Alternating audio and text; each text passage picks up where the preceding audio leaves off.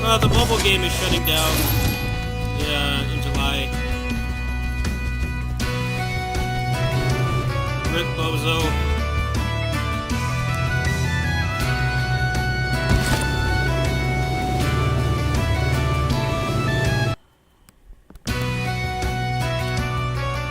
And it's coming at a very weird time because it's like it was still doing well. It wasn't failing or anything. Like it actually was doing pretty well. But the more I think about it, I think it was shut down because they can't add the things that people want. Because that game's got like a number of problems that affect your enjoyment of it. The first is really long load screens. Played the game on and off for like a year. Never really was a beluga whale on it or anything. I played it for a while. I spent a little bit, but I definitely not to the extent of like PTR. You guys see me play that game. Like I have like everything in that game. I definitely was not playing games to that level. There were a number of things that were really interesting about the game. First is no time on the menu. Really long time just get into the game. Also, only having 4 move slots. It felt like they didn't design that game. It felt like it was made on borrowed time. Like, I think the 4 move slots was fine at the beginning, but then some of the popular characters ended up with like a dozen arts, and he only had 4 slots. Now, if you played a mainline Tales game, you know that 6 or 8 slots is already pretty limited. A good example of this is Symphonia. You only have 6 slots in that game, and that's very limiting. And then there's games like Innocence R, which has like a much more involved combo system and stuff. You only have 8. So imagine only having 4. Imagine only having 4. And I think they said something like they couldn't add more art slots unless they wanted to increase the load times, and the game already took like the fiscal year or anything. This is comes up to these questions. I really think it's just shutting down because they can't fix those problems because the engine is too old.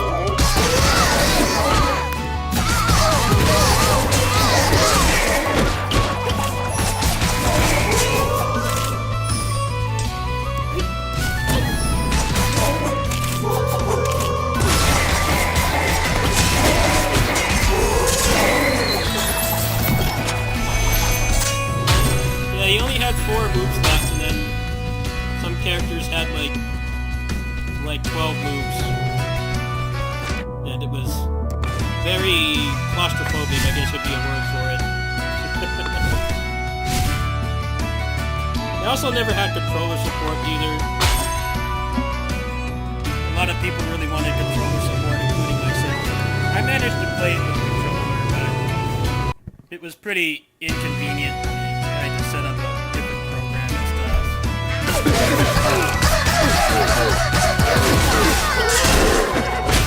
I think it's a case of just not wanting to put in the effort to fix those problems. Sounds like it doesn't make sense.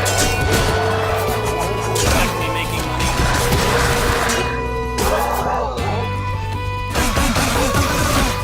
Probably just gonna make another gotcha that actually plays like Tales this time, instead of trying to do different stuff with it, like a year or less. Luminaria played like a jank Ubisoft game, apparently, for 6 months. I think Crestoria was turn-based, which I think is already a cardinal sin. You don't do turn-based with Tales. I played it like 1.5 years. I never played it myself. I knew how to play it.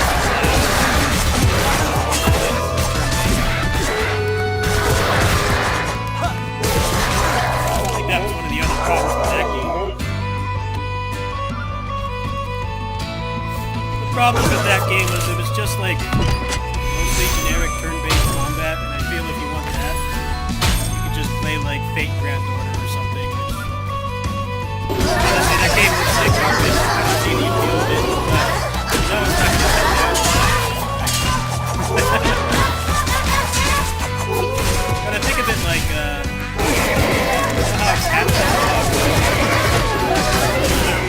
They already have a stake. People don't want to get attached. This game's kind of the same.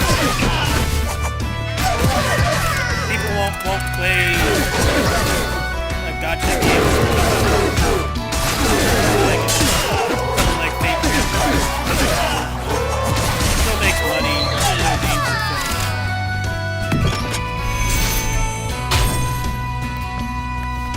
There was a Star Ocean gacha too. I never played it myself.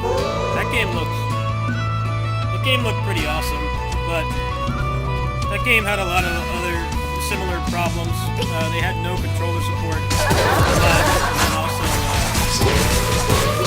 forced portrait mode. You had to play it. It really sucked.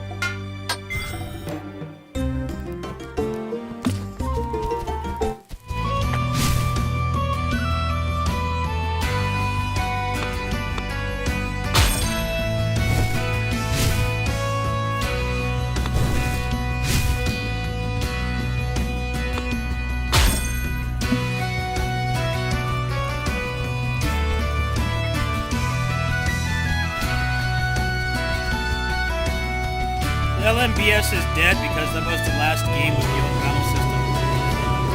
Was raised. And the original staff was working on that game. So next question, are they done trying to like actually keep the trademark battle system, or are they just gonna put them on another gacha game? I don't understand.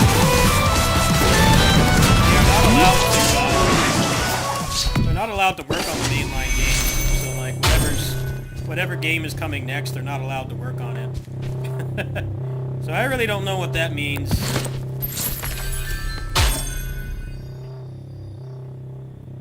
I don't think I mean, it's a Japanese company, so they probably won't be like, what's happening in America right now with all the game companies laying off like hundreds of people, but I have to wonder what they're gonna put them on. I think most likely they're just gonna do another gacha. Okay, here's a gacha that actually has Google Play and controller support, and like things you expect from a gacha game in 2024. Raze was a good game. It was flawed, but it was a good game. But it had a lot of things you really wanted, and they just never came. So. With an engine that can barely load menus quickly.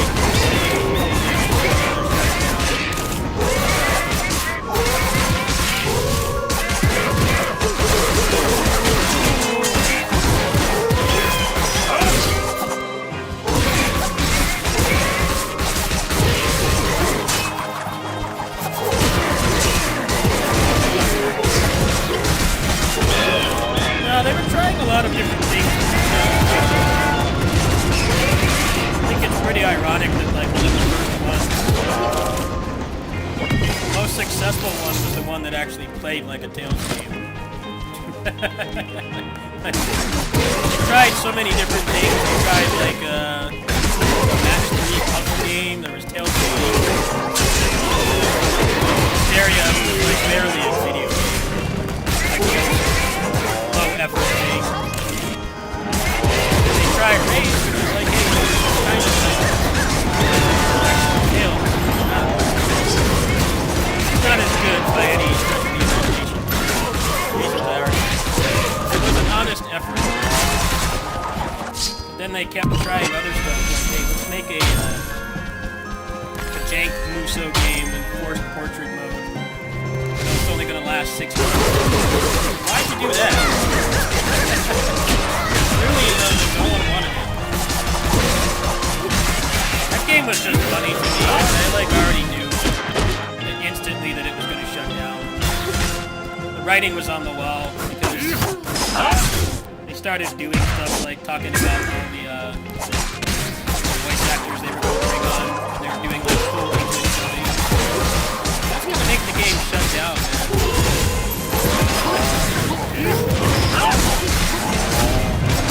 The reason why most Weeb adjacent video games don't stop to make so much more money.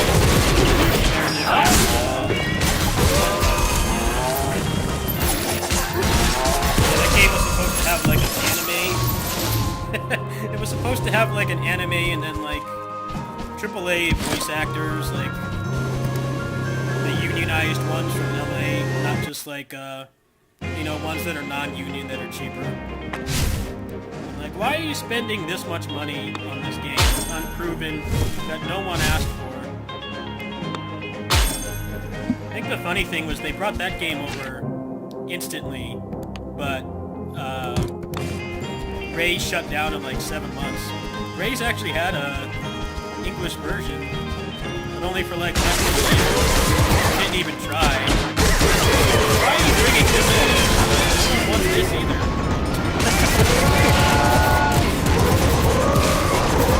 I don't know, man.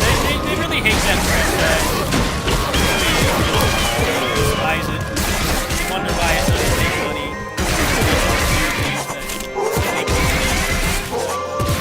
Supporting the old games. Got it mainstream with the Rise, and like that's a good thing. The game might not be made it mainstream. People knew what Tales was. Hasn't been on the map for a long time, but they've completely mismanaged it. And they don't do anything with that. They don't do anything with that newfound popularity. They just let it die.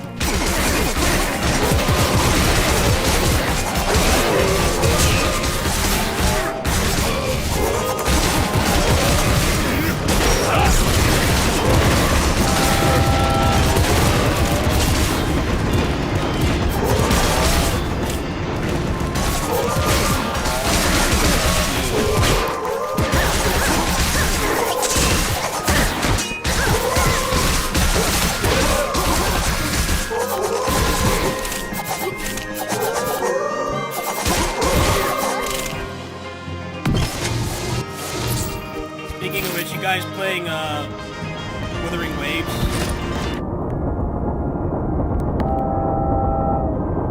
It looks kinda interesting, but I don't have a computer right now, so I'm not really caring about it too much.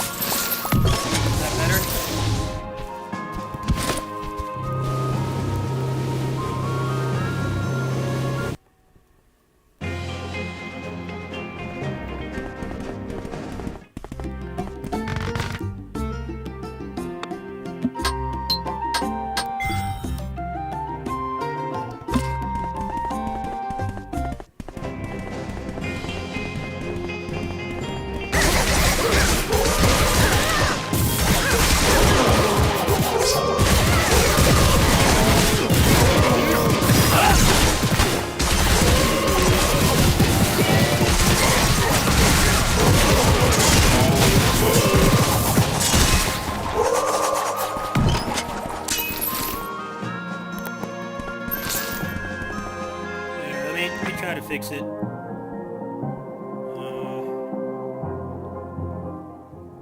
How's that? Let me try to find a good balance here. How's that? Is that any better?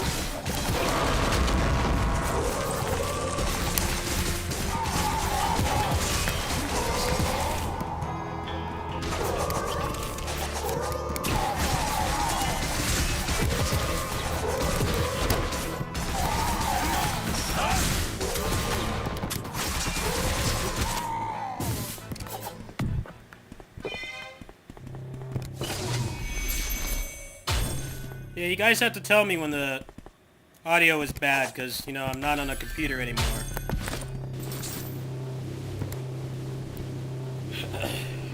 They did just call me about an hour ago, and they said I should have the computer next week. So, those of you who are tired of watching pixel art indie games, get your wish soon. But right now, this is what I got.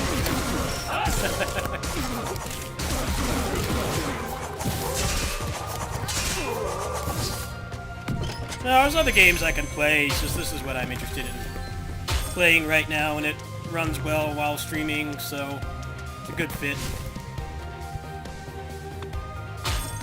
I've mostly been playing this, even when I'm not streaming.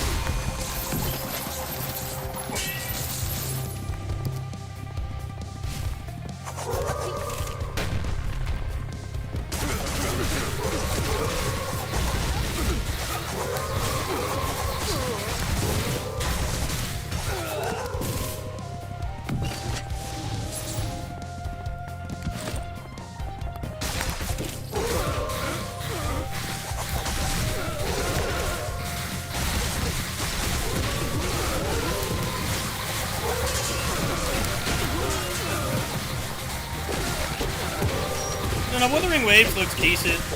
It looks decent enough, but I really hate what Genshin has done to gacha games. And how you can't just have, like, an actual pity system anymore. It's always got to be scamming people with 50-50s. I already kind of wasn't really interested in it because of the open world, but the Genshin 50-50 pity system kind of drives me away even more.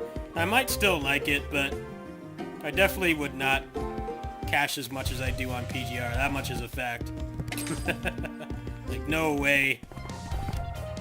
The only reason I cash as much as I do on PGR is because everything is guaranteed as long as it's something new, a new pet or new character. If you spend, you will get the character. But with Wuthering Waves, they're not doing that. It kills a lot of my interest. I don't know, the ball's in their court though. People seem to be really unhappy with Genshin right now, so I personally think if they had kept the PGR pity system, that things would have been even more in their favor. But now people are still going to be like a little bit apprehensive to switch because it's the same shitty monetization, maybe like marginally better, but still very much the same thing. If you don't get what you want, you gotta pay again or grind twice as much. Neither of which are great.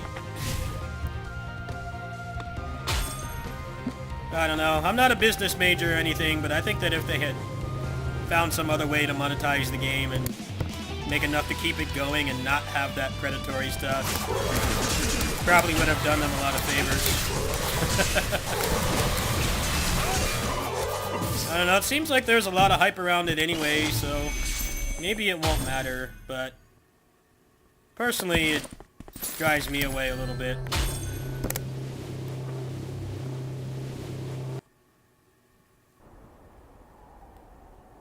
I don't know, their servers like locked down. I really doubt that game's gonna work at launch. It's probably gonna be like mega laggy and like purchases won't go through and stuff. It really seems like it's gonna be that level of popularity at launch for like maybe for like the first couple of days you won't be able to play it. So, that's a good thing. Kuro Games is a good company, but I'm not entirely on board with just copying predatory monetization that everybody else does. Doing it just because they do it. Instead of having a chance to be better.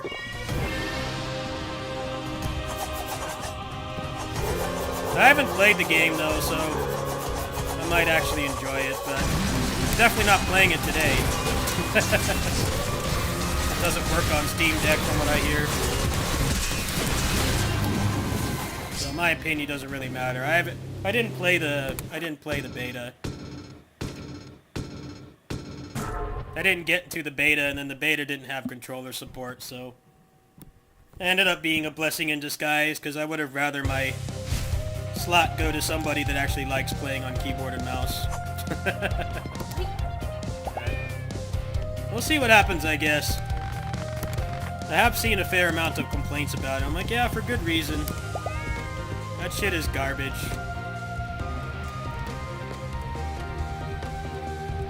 KOF All-Stars got its flaws, but at least pities are guaranteed. The power creep in that game is terrible, and the rates are really bad, but at least you're guaranteed to get what you want. So, hey, if you want to spend a whole month's rent on that game, you will get what you want. Every single time, not half the time. That game's got its fair share of problems, but like the pity system is actually a lot better than other stuff that's come since it, which is kind of ironic. The main problem with that game is that they want you to get like 7 copies of a character to unlock all the game mechanics, which is insane. That's why I stopped playing that game. That just felt like a money pit. And I wasn't enjoying playing the game anymore either. I got tired of it.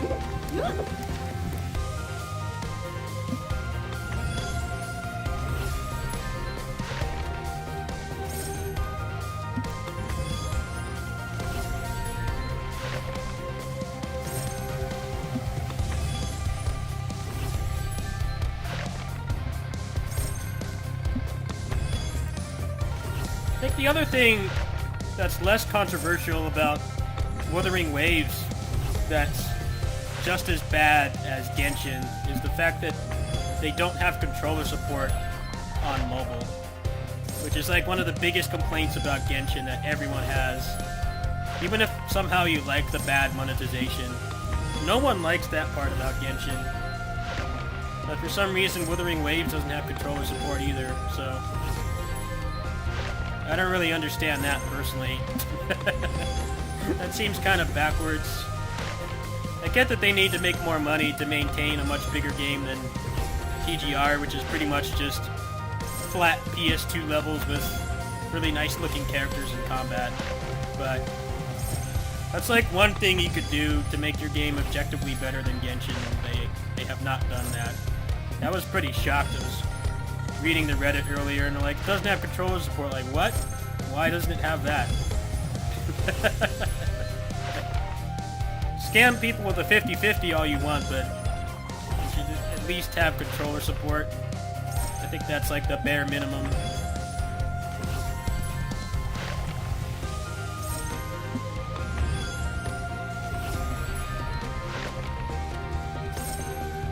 I can't imagine playing...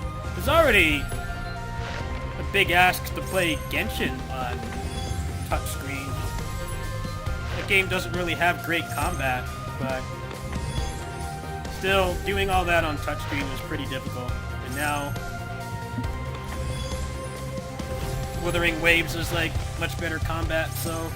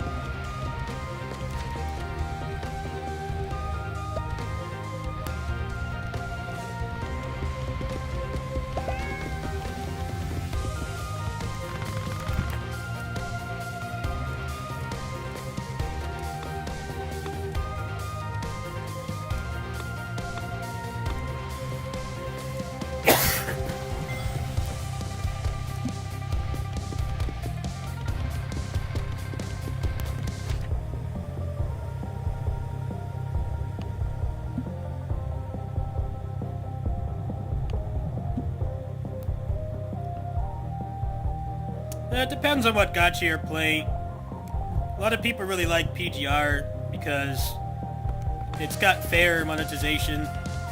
You know, if you want to max out a character, it's still hundreds of dollars, right? Like, no one's going to tell you otherwise. It's a lot of money. But if you just want like 1 or 2 copies of the... Actually, the first 2 dupes of a character are free. So that's way more than any other gacha gives you. And then also they have 100% pity, meaning that in that game, it's highly unlikely that you'll get a character before pity, but they're guaranteed, meaning that a free player or a low spender, they can get every character. You just have to save and plan around it and, you know, do all the events and stuff, or spend a couple bucks a patch.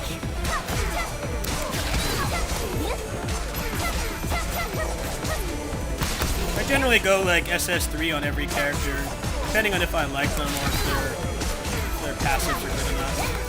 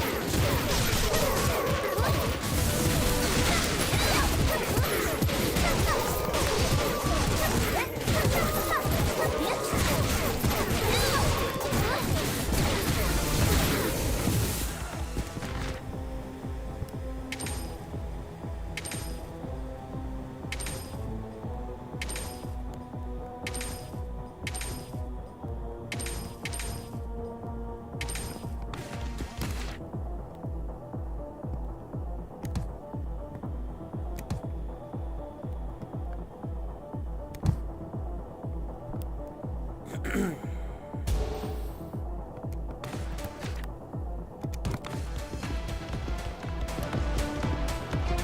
think the worst thing about Ray shutting down is the Tales Festival is like next month. And now they're really gonna have nothing.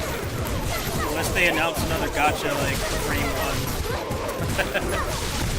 1. I just hope if they announce another gacha, it's just like Ray's but better. You know, with an engine that doesn't feel like it's falling apart.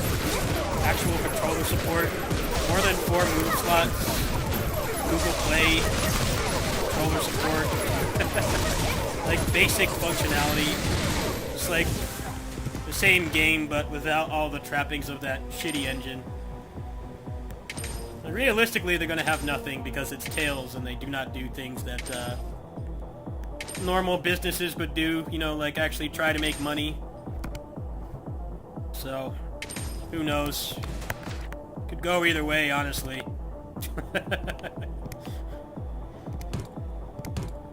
The people that are in charge of the business decisions of the Tales franchise actively avoid things that actually would make them money. So, anything I'm saying, if it sounds too good to be true, it probably is.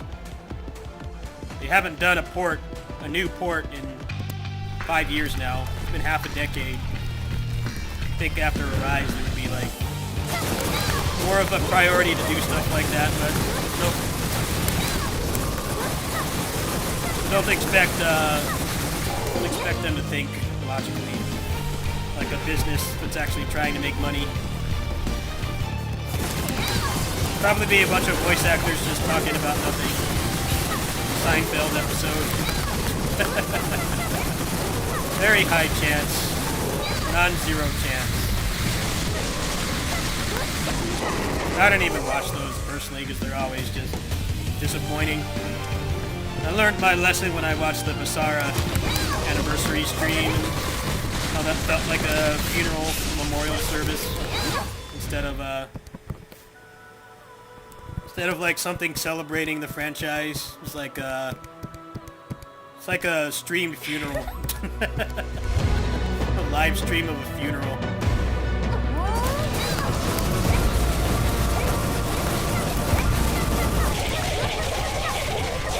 Holy shit, that was a 1 cycle. Damn, how much damage did I have? That was an insane build. Nice. 7-minute run. That's actually a new personal best for me.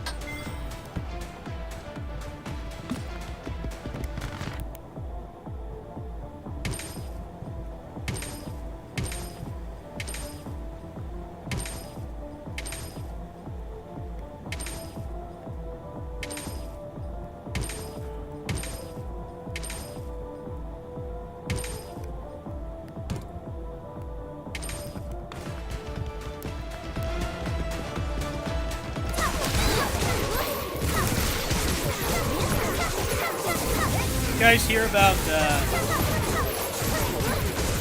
Amuro Ray's voice actor? He's also Saba on One Piece. I don't know how much of it I want to mention because it's pretty heavy stuff, but I was reading about that this morning. And they're like apparently panicking because the character of Sabo is supposed to be doing like really big stuff in the One Piece anime soon, and then the guy went and got himself canceled like a couple weeks before. So like they don't know how they're gonna deal with that. In Japan, it's a big deal if you get canceled and you're doing like voice acting of some sort.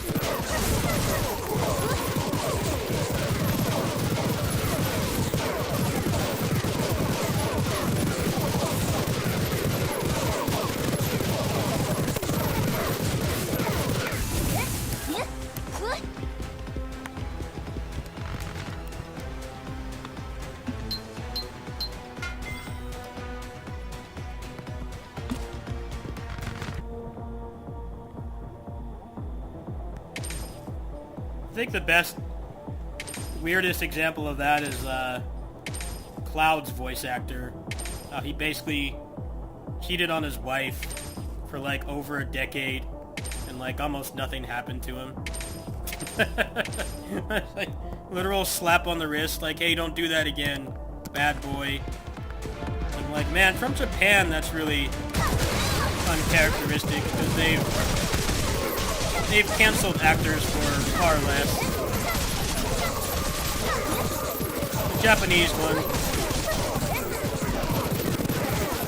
They've like killed the careers of actors that have done less than that, but you know he's on Jujutsu Kaisen right now, and then also the FF7 remake project. Like nothing has happened. I don't know. It's really weird to me.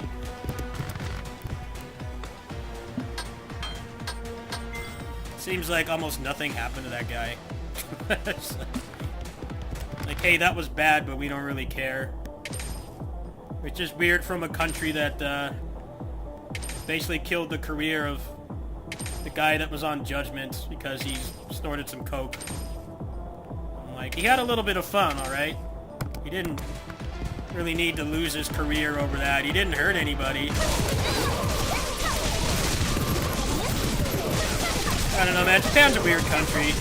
They make a lot of cool stuff that we enjoy consuming, but they don't always make a lot of sense. The guy that did coke in the Judgment game, they had to like patch him out. Like, is that really necessary? He did some drugs. I mean, big deal. If they did that here, it'd be like no real actor like this isn't anything. But over there, it's a big deal. Then, like, Cloud's voice actor did, like, far worse and seems to be fine.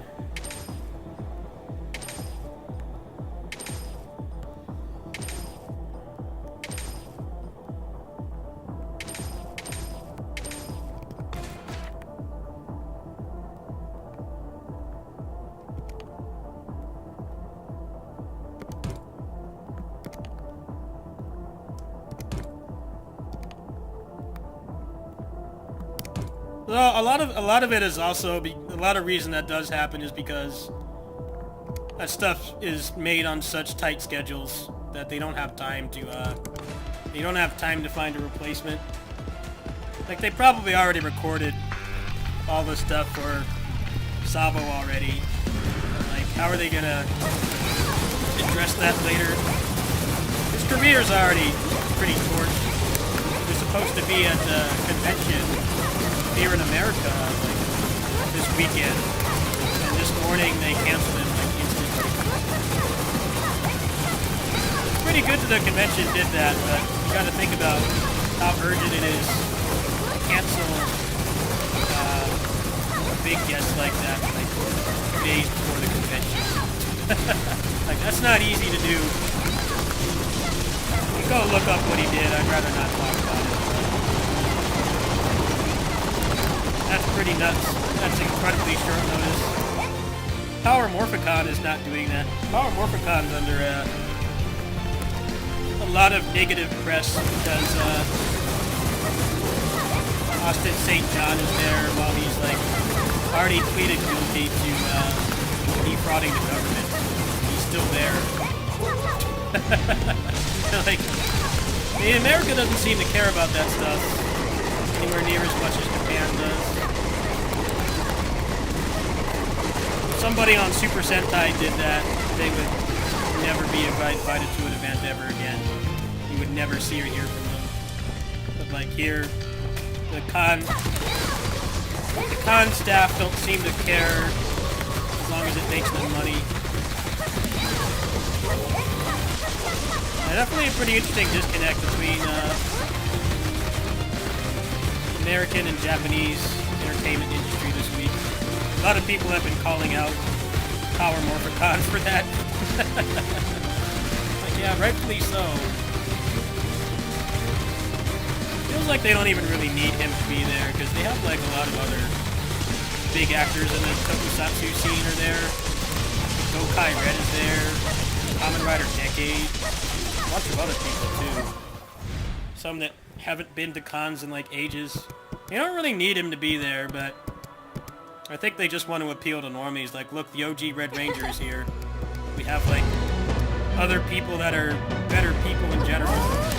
Haven't defrauded the government. Pay no attention to them. I kind of wanted to go to Power Morphicon, but I don't know if I should really support that, to be honest. I was just gonna tell them to keep bringing him back.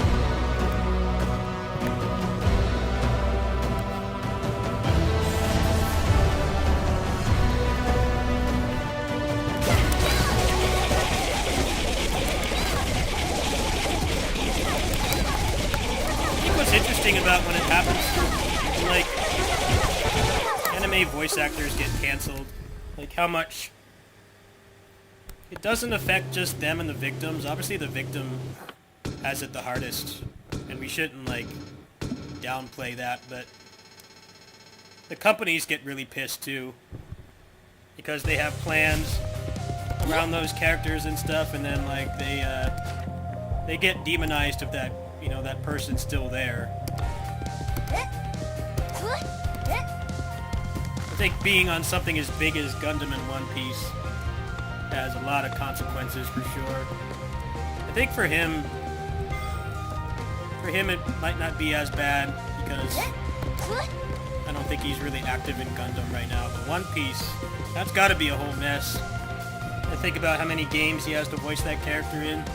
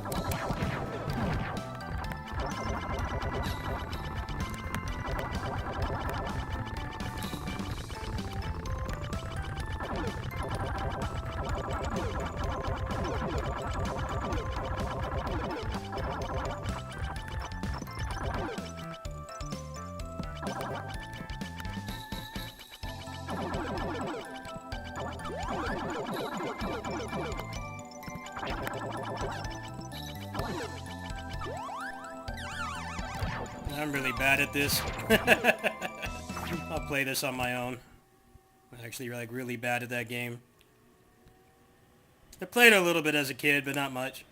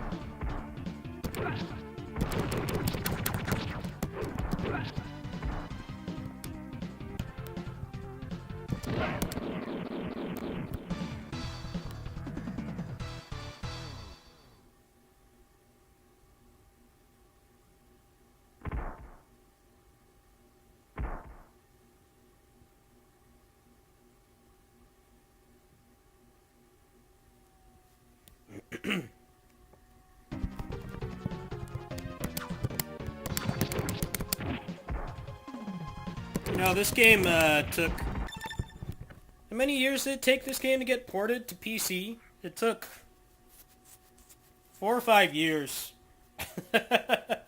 Which is weird because Wild Guns was the first remake they did, this retro remake series. That was the first one, and that was ported like instantly, I think. Or relatively quickly. And then Pocky and Rocky, which came after this, was also an instant port. Well, when it got released globally, they put Pocky and Rocky, a game I was just playing that I'm really bad at. That got ported when the game released globally. But then this, for some reason, took like 5 years. So it's like having Star Wars and Return of the Jedi on PC, but then like not having Empire Strikes Back. I don't understand why. This is the one that I grew up with. I did play Pocky and Rocky a little bit as a child, but I actually owned this game as a kid. So I was really excited when they said that they were going to remake it, but it didn't come to PC until like barely a year ago. Publisher didn't want to do it or something. I'm glad it finally made it. This was pretty much one of the best. Always considered to be like top 3 beat-em-ups on the SNES. Like, regardless of who you talk to. If they know what they're talking about, this game will always be in their top 3. It's pretty much this, Final Fight 3, and Turtles. So it was really nice to see it get a remake.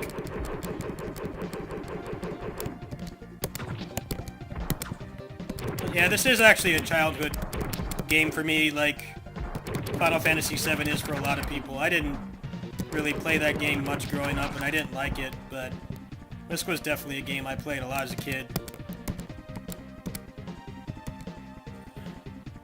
FF7 didn't appeal to me. I hated the graphics. I thought the graphics were ugly compared to like Chrono Trigger, which is, I think, more of an accepted opinion now than back then. My friends thought I was crazy. I'm like, I just played Chrono Trigger last year. Just played Chrono Trigger like a year before FF7 came out, and that game has aged so much better visually than the original FF7. Just aged like milk.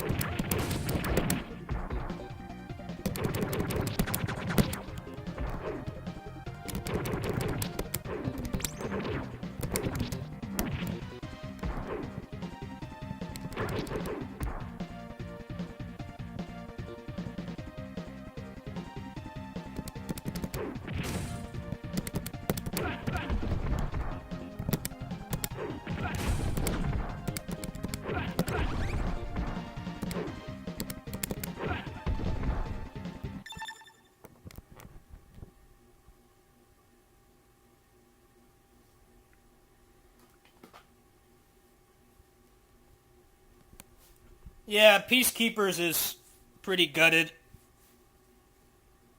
They took like 90% of the music out of that game. Have you ever played the Peacekeepers recently? They took like one track from the Japanese version and it plays like non-stop. I don't remember what else they changed with that game, but yeah, I did play that game as a kid too. That was a childhood game of mine as well, but I didn't like it as much as this. But this game didn't really get butchered like the Peacekeepers. This game does have gameplay censorship, though. they took out of this version.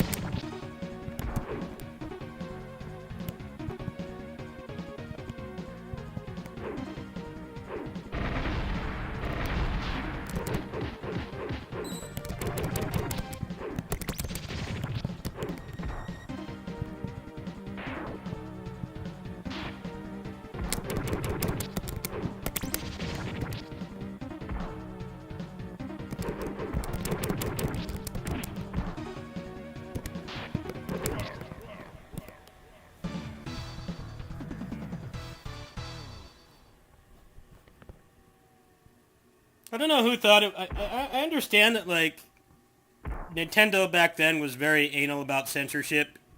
But this game, censorship is actually pretty interesting because it affects gameplay. Most censorship in this era of Nintendo didn't affect gameplay. If you knew about it as a kid, you hated it because you wanted mature stuff as a child. But the censorship in this game actually affects the gameplay because it effectively removed an entire enemy type from the game. So, the Wolverine guys replaced the Kunoichi in the English version. So, an entire enemy type is removed. So, it's always an interesting thing about this game is a case of censorship, like, actually making the gameplay worse. Because they're the most annoying enemy. And I think they just replaced every spawn with the Wolverine guys. Like, Final Fight, you know, they got rid of Poison and Roxy, but they just put in a sprite edit, right? So, like, yes, it's censorship, but it doesn't affect the gameplay. It's still the same game. You know, they had to comply with censorship rules. This game is actually pretty interesting. Those enemies I just killed are not in the English version. They got removed entirely. Like, a whole enemy type is removed from the game. You never hear many people talk about that, but yeah, it's one rare instance where the censorship, like, actually affects the intended design of the game instead of just, like, you know, the sprites got more clothes on or something. It actually does affect the game. Yeah, this Wolverine guy was everywhere. That was what they used to replace that sprite with.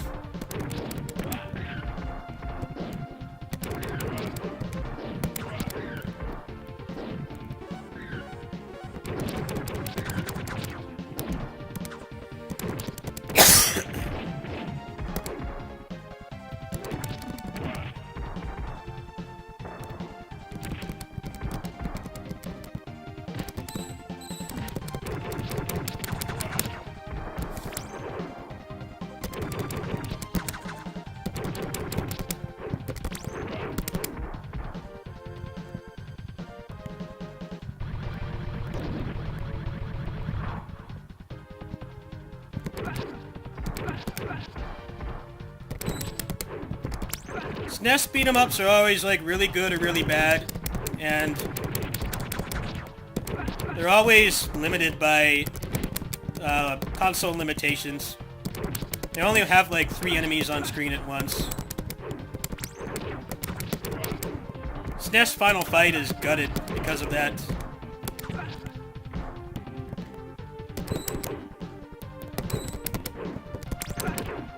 There's no satisfying crowd control because there's only 3 enemies on the screen.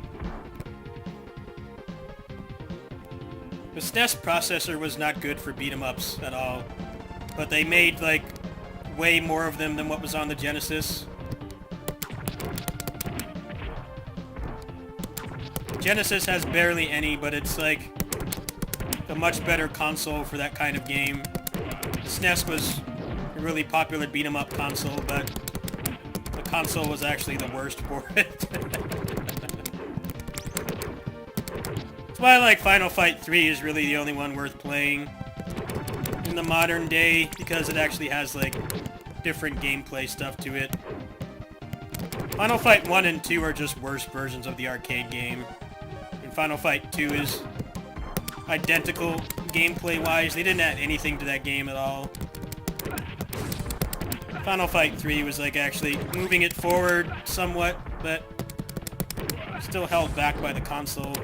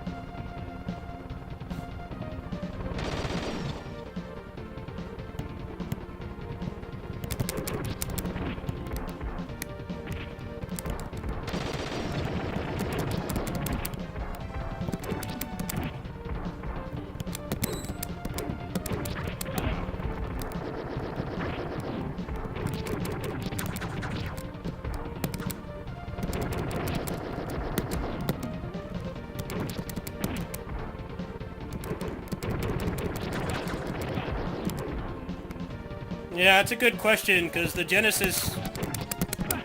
That's one of the things that makes Streets of Rage...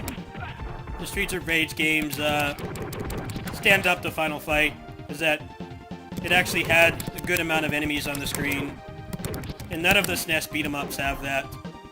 They're much less interesting to play, because, like, the crowd control aspect is mostly gone. There's only 3 enemies on the screen. It's just Final Fight 3 makes up for it because they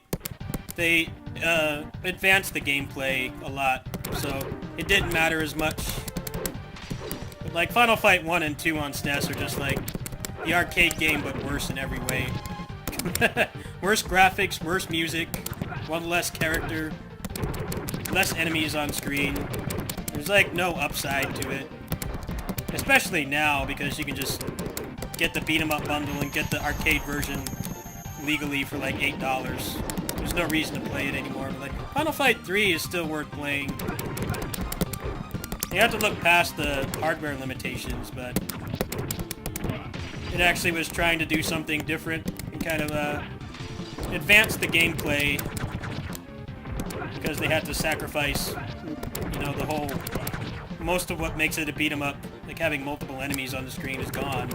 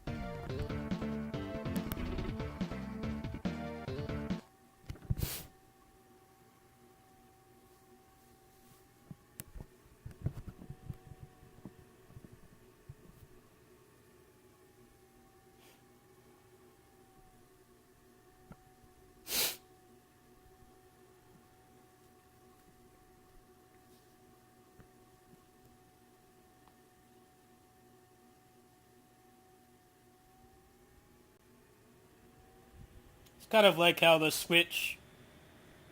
The Switch has, like, the most Musou games right now, but it's the worst console, it's the worst platform, because it can barely run them. History repeats itself. Instead of beat-em-ups, straight beat-em-ups, it's essentially the evolution of beat-em-ups. They're most popular on there, but they run like garbage. Like Age of Calamity. Feels like your Switch is gonna explode in your hands playing that. But it sold like 2 million copies or something. But the console can't run it.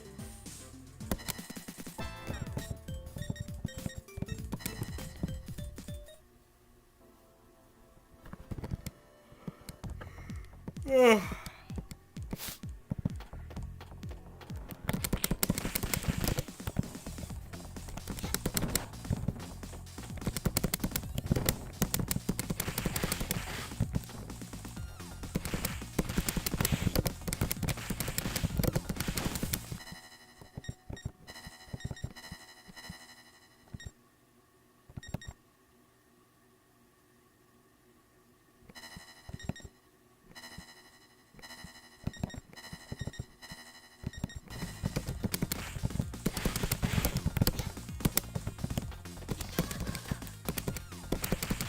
No, the Genesis had a way better processor.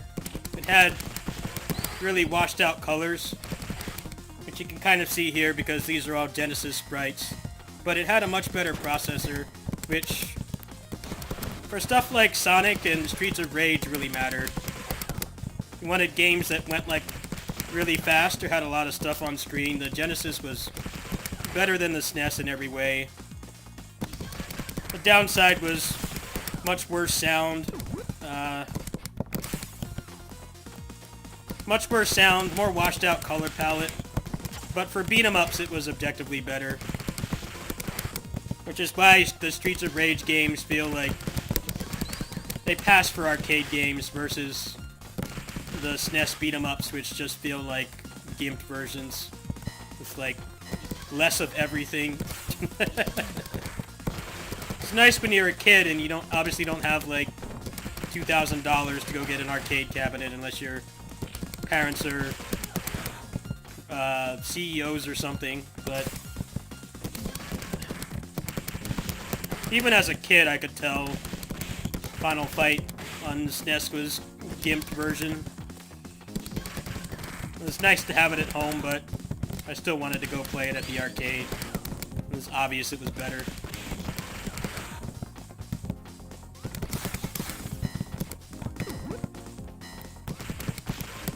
That's why these games hold up way better than the SNES Final Fights do, at least the first two.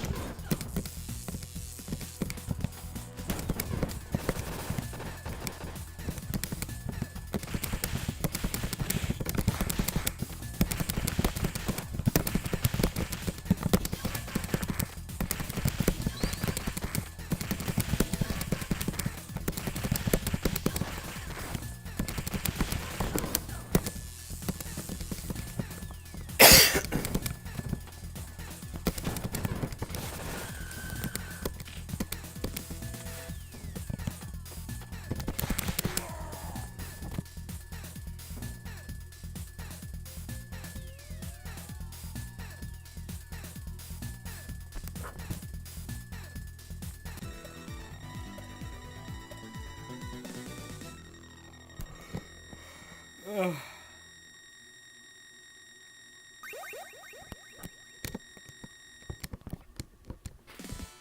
Alright folks, I think I should probably get more rest. I don't know if I have to work at my neighbor's house tonight, so I'm gonna take it easy. I've had a lot happen this past month, and I'm very mentally exhausted, so I'm gonna take a break. I might come back in a few hours. I might play like some Knights of Valor or something. Or maybe more Otherworld. I don't know. Let me see what other games I can do on these streams besides Otherworld. I haven't really touched Hades 2. I've got Orochi 2 to play.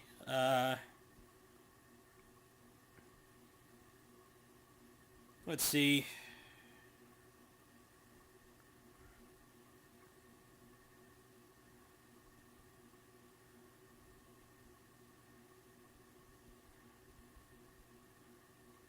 I haven't checked out the Gravity Circuit update. I need to check that out. Astrolancer.